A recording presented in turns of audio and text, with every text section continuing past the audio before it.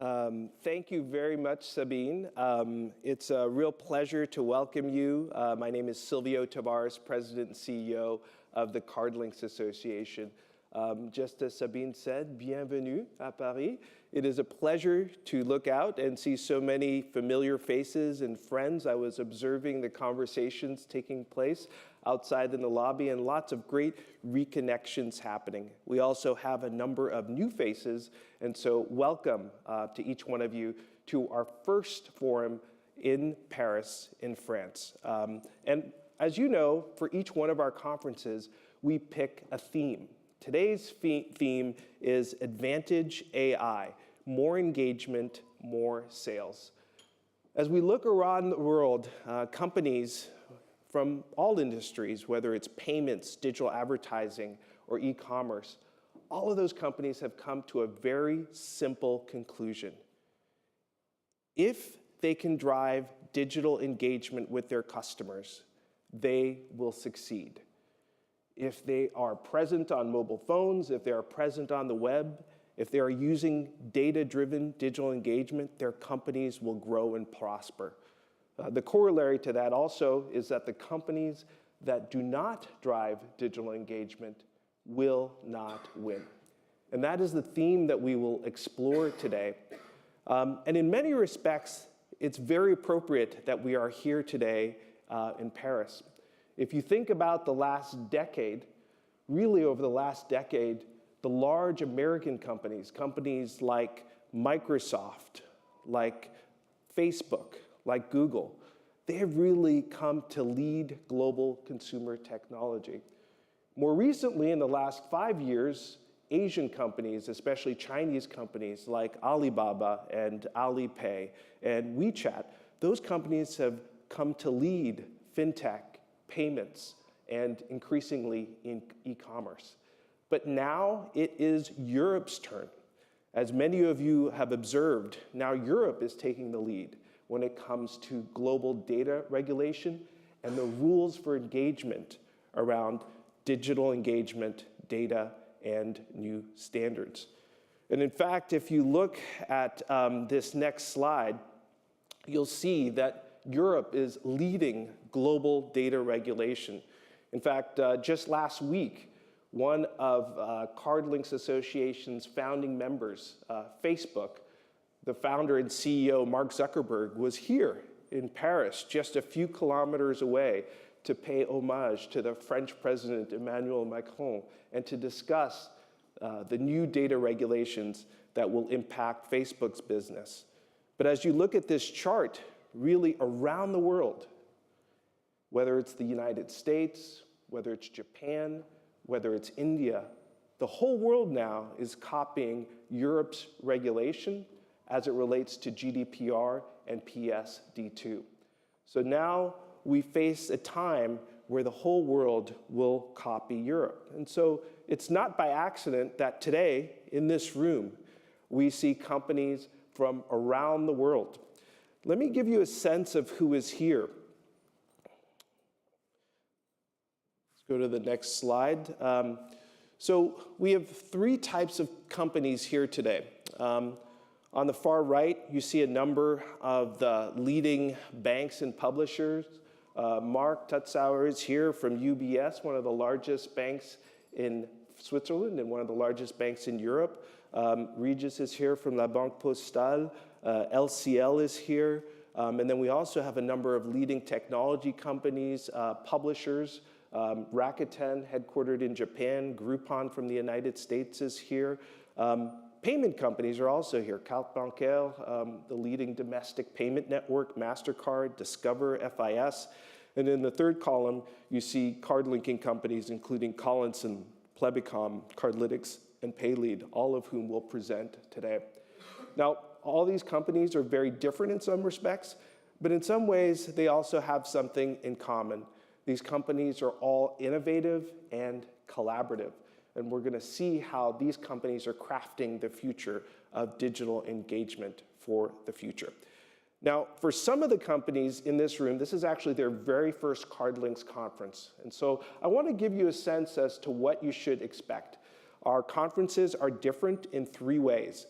First of all, they are very senior, and I don't mean old. It just means that the people in this room are decision makers. The most common title of people in this room is actually CEO. Second most common title is Senior Vice President or Executive Vice President, and the third most common title is Head of. So look to your left, look to your right. The people sitting next to you are decision makers, and they very well may be your next partner or your next client. So that's the first difference. The second key difference is that our conferences are interactive. So the reason why you see chairs right up here on the podium is after every speaker, we will engage the speaker in Q&A. So you'll have an opportunity to have questions and discuss with them. We also have several breaks that you see on your agenda where you'll have the opportunity to engage in conversation with your peers. And right after the conference, we have a nice lunch upstairs where we're going to continue the conversation over lunch. And I'm told it is actually French custom to serve wine at lunch, so we'll be having a glass of wine as well. So we look forward to that. Lots of interaction. The third key thing is our conferences are diverse. About half of the companies here today are from France, but we have countries here including Japan, the US, Sweden, Australia, the Netherlands, really right across Europe and right across the globe. And as you can see behind me, both sides of the screen, one is in English, one is in French. And so half of the presentations will be in the French language. That's a custom that we observe in every country in which we operate. And if you don't speak French, all you have to do is take the little earphones on your table and put them in your ear, and you'll be able to have simultaneous translation. So you'll be able to follow along throughout the day. Just at a quick show of hands, how many people here actually speak French? Just quick show of hands. Oh, wow. Okay, almost 2/3. All right. So you'll be able to follow along very easily. So we're going to do a quick French quiz. Who knows how to say yes in French? Colin, how do you say it? Oui. Okay, so the question is, are we going to have a great day? I want to hear everybody say it in French. Are we going to have a great day? Oui. That was a little feeble. Can we do it a little bit better? Are we going to have a great day? Oui. Okay, so to get us started, I'm going to queue up a few key themes that we're going to see throughout the day. And we're going to start with this key slide. So many of you that have attended conferences before are familiar with this slide. This depicts the consumer shopping journey. As consumers, we typically start in the online consumer space. And the place where we typically start our shopping journey is with this device, a mobile phone. That's the first place we go when we decide we're going to buy something. And increasingly, that's becoming a much more complex space as more and more of us are actually starting our shopping journey on mobile devices, tablets, watch. The payments ecosystem, which many of you come from, is actually substantially more simple. Just 3 ways to pay: a cash, card, or mobile wallet. And then there's finally the offline merchant, the most simple of all, and they just deliver goods through a physical store or mail fulfillment. Now, the problem that we have is that historically, these 3 circles did not work well together. They're distinct, they don't share data, and as a result, there are a lot of friction points for the typical consumer. The companies that have been able to figure out how to get these 3 silos to work together and exchange data have been enormously successful. Of course, the company that comes to mind is Amazon, that has enabled these 3 silos to exchange data continuously and really create a magic loop of AI and machine learning. That is our simple mission as an association, to enable these 3 silos to work together. And the main technology that enables that exchange of data, which you'll hear about today, that we promote throughout the world, is called card linking. And let's take a look at how card linking works. It has 3 simple steps. And the first step is the consumer taking their existing payment card and enrolling it in a digital account. This can be any digital account. It can be a mobile banking app. It can be a general purpose app like Viber or Facebook. Next, the consumer is able to link their card and see ads that are tailored and personalized to the consumer's historical transactions. And third, the consumer walks into the physical store where 90% of sales happen, and they just use their card. No need for a paper coupon, no need for a promotion code. Voila, it happens in real time. Consumers love this technology because it is easy and it is personalized for them. Merchants love this technology because it is the only way for them to target an ad digitally to a consumer and actually follow that transaction all the way through to an in-store transaction. So it's 100% attributed. And it is because of these advantages to the consumer and to the merchant that we see card linking growing so tremendously around the world. In 2018, which is the last time we made a measure here, we actually measured that 62% of our members, 62% of our members across 17 different countries around the world, 62% of them saw their transactions at least double in the last year. So there's tremendous growth around the world. And part of the reason for that growth is because of the virtuous loop of artificial intelligence and machine learning that card linking enables. So much so that AI and machine learning now have become mainstream across our member companies, enabling them to harness data to drive digital engagement. And if you think about it in a more concrete sense, these are the key business processes where we are seeing this machine learning come up over and over again. The first one is for the payment companies and card issuers in this room. The data is being used for card origination. The most successful companies in Japan, in the US, and Europe originate almost 100% of their cards online using targeted advertising. Second, card-linked offer personalization. We actually have a company here that's going to present on that. Presenting the right offer to the right consumer at the right time is another key area for the use of AI. Fraud detection is one that's more familiar to everyone in this room, but that's a very, very common use case. Customer service, and then finally, attribution. So these are all use cases that we're going to be covering today. Now, as we look across the world, we see many, many new companies clamoring for data to drive this artificial intelligence loop, this machine learning loop. And they're clamoring for data, and one of the biggest sectors clamoring for data are technology companies. And so we ask ourselves, are tech companies increasingly becoming payment companies in a drive to access new forms of data? And to answer that question, all we have to do is to look at the recent headlines in the news. The first one we'll look at is Alipay. Alipay is the largest technology company in China. It's part of the Alibaba Group. And as you've seen in Europe, and the same is happening in the US, they are driving acceptance of their payment platform everywhere in the world. This is a picture of a recent deal that they signed with Walgreens, which is one of the largest pharmacy chains in the US. Now Alipay will be accepted at every one of their 7,000 stores. So if the question is, are technology companies becoming payment companies in order to access consumer data and to drive digital engagement? The answer is yes. Let me see another example. Facebook. Just last week, news emerged that they were building their own cryptocurrency, a way to enable consumers to use the Facebook platform to buy things, but also to reward consumers for their loyalty to the Facebook platform. They're working with many of the companies in this room to launch that cryptocurrency. So another example of a technology company becoming a payments company to access consumer data and drive digital engagement. And another major example is Apple. Apple just a few months ago announced that they were actually going to be launching their own credit card. They started with Apple Pay, but now have decided to become a credit card issuer. And just think about this.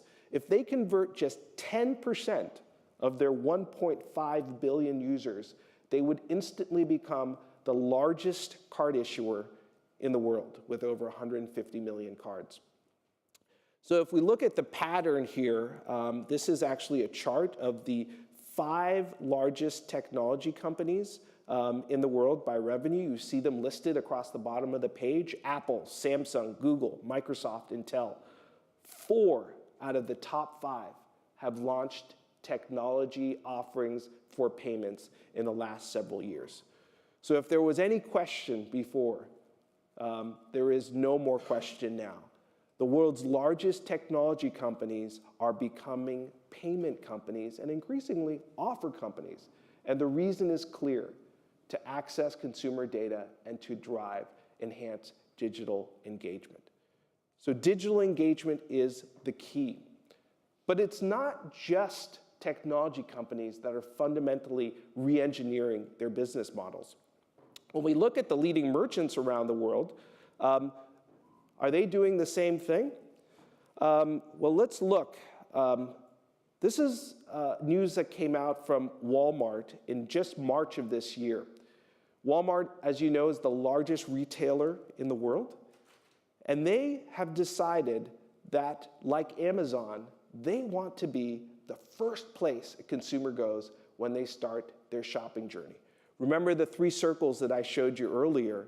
Walmart wants to be a platform where consumers first go when they decide to shop. So much so that they're willing to actually let competitive merchants sell from their website. Just imagine, just up the street here is a McDonald's, perhaps the most French of American restaurants. But just up the street here on the Champs-Élysées is a McDonald's. Imagine if you walked into a McDonald's and they said, would you like to go to Burger King instead, right? But McDonald's was allowing that. That's effectively what Walmart is doing, sharing their data with competitive merchants to enable them to sell from their website. And the reason is Walmart believes they need to have access to all SKUs, enable every company to be able to sell from its website, and they're even willing to share their data for it. That's how important digital engagement is. And it's not just Walmart doing this. If you look on the next page here, Target has adopted the very same strategy. Effectively, Walmart and Target are saying, we will compete with Facebook. We will compete with Google. We ourselves will become online digital ad publishers. So if the question is, are merchants becoming ad tech platforms, the answer to that is yes. And they're doing it for the very same reason that we saw the technology companies are doing it: to access consumer data and to drive digital engagement. Third key question: are tech companies becoming physical retailers? Everyone is changing their business model. Now, most technology companies like Amazon, for example, they become leaders in online e-commerce. But as all of you know, e-commerce in most markets is less than 10 to 15% of total retail sales. So increasingly, companies like Amazon are also targeting the physical world. Amazon has just announced that they're launching a massive physical in-store network with over 3,000 stores in the US. If they accomplish building this many stores in the next 2 years, they will become one of the top 3 physical merchants in the United States. We operate in Japan. They've already started doing it in Japan as well. And so if the question is, are technology companies becoming physical merchants, the answer is yes to that too. And again, they're doing it for the same reason. They want that offline market share. And if they can interact with a consumer in a physical store, they're going to have access to much better data about that consumer. And in some respects, we think of Amazon as a leader here, but other technology companies have actually even gone further. For example, did you know that Apple is a larger physical bricks and mortar merchant than the largest European merchant? Apple sells more through its physical stores than Carrefour. Apple sells more in its physical stores than H&M. Apple sells more in its physical stores than Zara. So if the question is, are the world's leading technology companies becoming physical retailers, the answer is yes. Last trend, and this is the one that in many ways is most relevant to our discussion today, are banks and payment companies becoming ad tech companies. Now, you guys have spotted the pattern. I think we know what the answer is going to be, but let me just show it to you on a screen. These are the top 10 largest banks in the United States. And then on the far right, on the column there's a column that shows card linking programs, and there's a green check mark if that bank has a card linking program. And as you can see, 8 out of the top 10 banks have launched card linking programs. Now, interestingly, when we started the CardLinx Association 5 years ago, there were really only 2, Bank of America, which is one of our founding members, and the other one was American Express. There were really only 2 5 years ago when we started the association. Now, 8 out of the top 10 banks have card linking programs.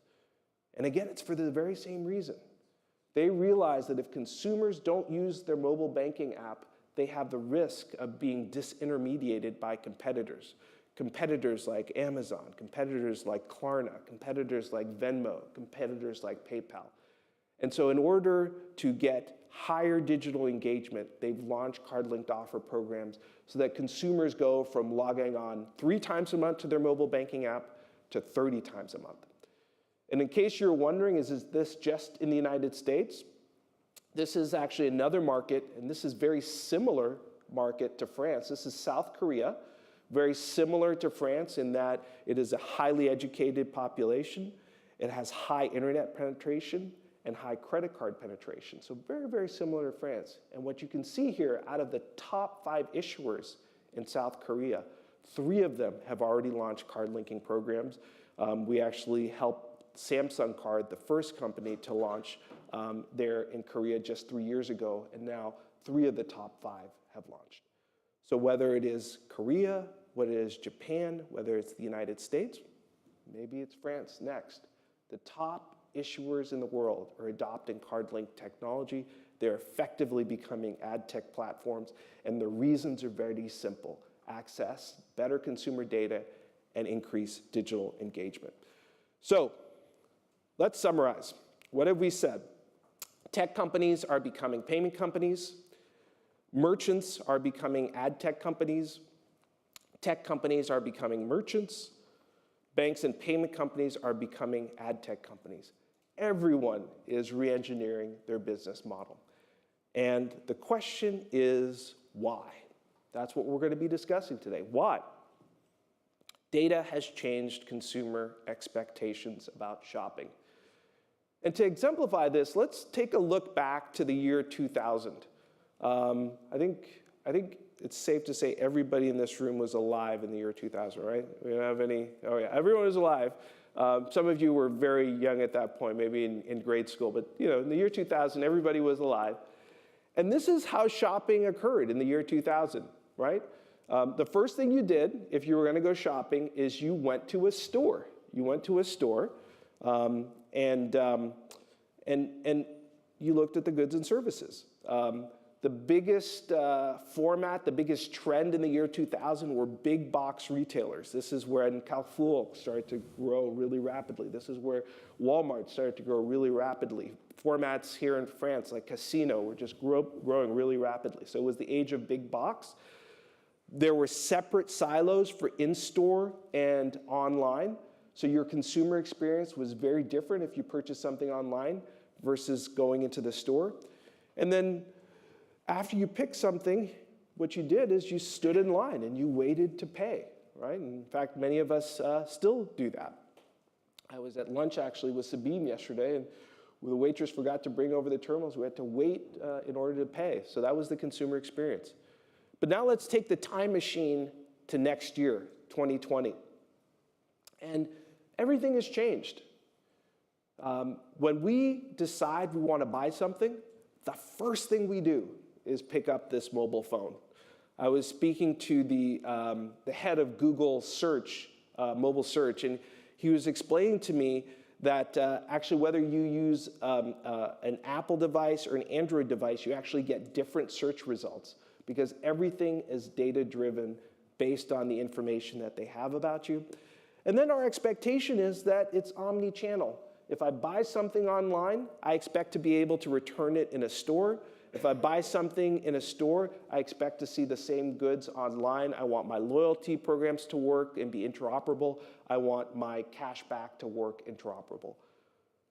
And then importantly, and this is a fascinating thing, in fact, I was discussing this with you in the morning, increasingly, we will not wait in line to pay for something. Our faces will be recognized. The payments will appear visibly in the background. It'll be mobile and data-driven payments. I'm sure some of you have actually had the experience of going into an Amazon Go store. How many of you have done that, where you've gone into an Amazon Go store and you just walk out? You've done that? Doesn't it feel like stealing, right? You just walk out.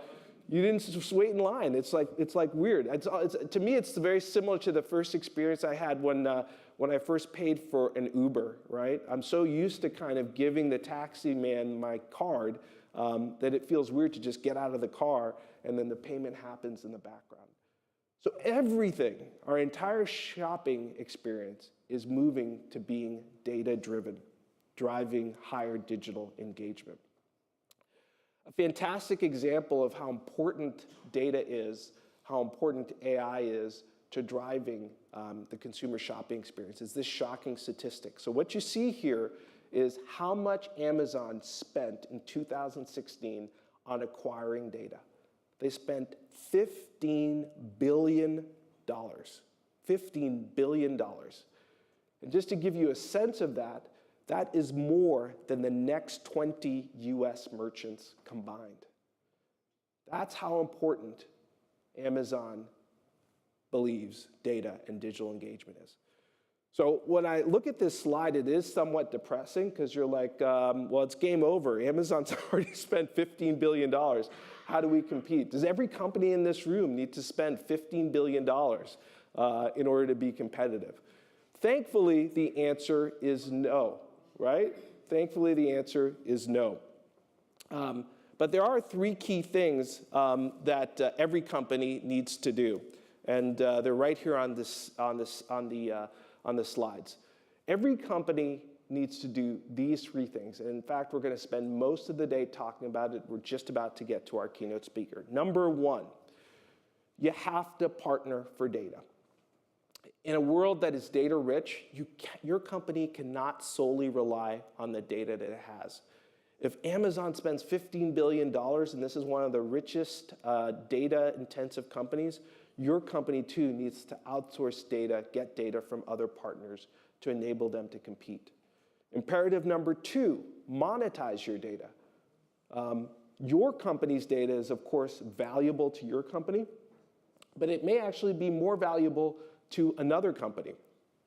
And so we're going to actually learn from companies like CardLinx that enable companies to take data from other platforms and then monetize it for them. Collinson Group is here. You're going to hear from Colin, the founder, Colin Evans, the founder, and he's going to share about how their company has built networks around the world to enable this monetization of data. And then the third key trend is datafying the customer experience. Personalization is a key to success. And so for every company, they have to focus on how they can datafy and personalize their consumer experience. Those three implications for all companies. Now, next, we're actually going to look at our speakers for the day. So we have a great lineup of speakers, and they're going to talk about how you actually implement tactically these key initiatives. Our first speaker is Gilles Nectou. He is the CEO and founder of Plebicom. Plebicom was one of the pioneers here in the French market in terms of establishing card linking programs for banks. Gilles also has the distinction of actually being our first CardLinx member company in France. Go, Gilles. Good job. Next, we're going to have Omar Rafi. Omar is a data scientist.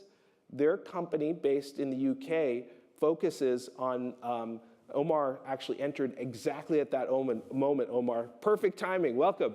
Omar had a little bit of trouble getting here from London, but he made it. And Omar's gonna talk about how do you use data to drive that AI and machine learning They work with a number of the largest banks in the world to enable them to use their data to get the right offer to the right consumer at the right time. Third speaker is Campbell Shaw. He is the head of banking partnerships for CardLinx. CardLinx is the first pure-play card-linked marketing company to go public in the United States. Their revenues exceeded $200 million last year. I showed you a chart a moment ago of the top banks in the US, including Bank of America, Wells Fargo, and Chase. All of those companies' programs are powered by CardLinx, and increasingly they are the market leader in every market in which they operate, including the United Kingdom. And our next speaker is Charles Degastine, CEO and co-founder of Paylead. Paylead is a really unique company in that they pioneered the concept in France of not just card linking, but account linking.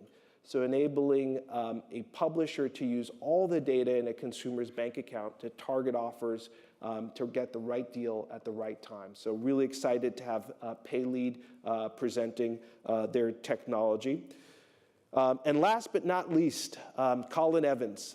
Colin is the founder and CEO, founder and chairman rather, of the Collinson company. Collinson is probably known to almost every person in this room. Just how many of you have used Priority Pass? You guys know Priority? Wow, okay. I always like to do this to see how this makes Colin happy. Almost everybody in the room raised their hand. So Priority Pass is their most well-known product. It's a huge driver of loyalty and engagement for the world's leading banks. But what you may not know about Collinson is the massive networks and massive data that they have access to, and they monetize on behalf of their customer banks. And so we're going to learn about the power of the network from Colin, who will be our keynote speaker.